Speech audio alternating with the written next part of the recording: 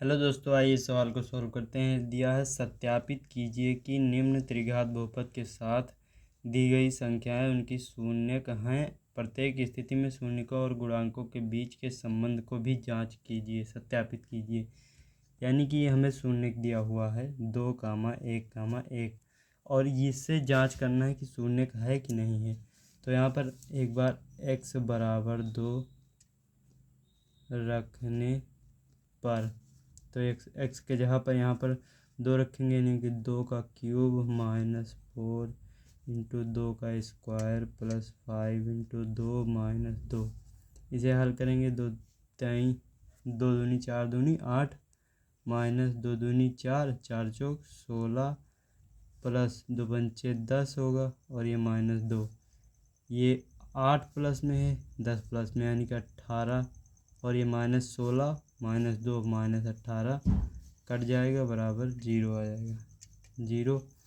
अब एक बार x बराबर 1 रखने पर, यानी कि 1 का क्यूब -4 इंटू 1 का स्क्वायर प्लस 5 इंटू 1 -2। 1 का क्यूब 1 होगा, -4 ये प्लस 5 होगा और -2। 2 इससे 5 1 6 हो जाएगा और -2 -4 -2 -6 हो जाएगा, ये कटेगा 0 आ जाएगा। यानी कि ये तीनों इसके शून्यक हैं। अब कह रहा है हमें कि शून्यकों और गुणांकों के बीच के संबंध को भी सत्यापित कीजिए। यानी कि अब सत्यापित करना है हमें। पहले समीकरण x³ -4x² प्लस 5x -2 से ax³ plus bx² plus cx plus d से कि ax³ plus bx² plus cx plus d से तुलना करने पर। अब इससे जब तुलना करेंगे तो a बराबर हमें 1 प्राप्त होगा और b बराबर -4, c बराबर 5 और d बराबर -2। और अल्फ़ा हमें दिया हुआ है, अल्फ़ा बराबर 2, बीटा बराबर 1 और गामा बराबर दिया है 1। अब इसके द्वारा हम सत्यापित करेंगे शून्यकों और गुणांकों के बीच संबंध। तो पहला सूत्र हमें होता है alpha plus beta plus gamma equal to -b/a। Alpha हमें दिया हुआ है 2, प्लस बीटा हमें 1 दिया है, प्लस गामा 1 दिया हुआ है, माइनस b हमें दिया है 4, यानी कि ब्रैकेट -4।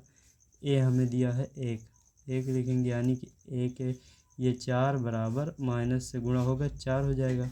ये हो गया पहला।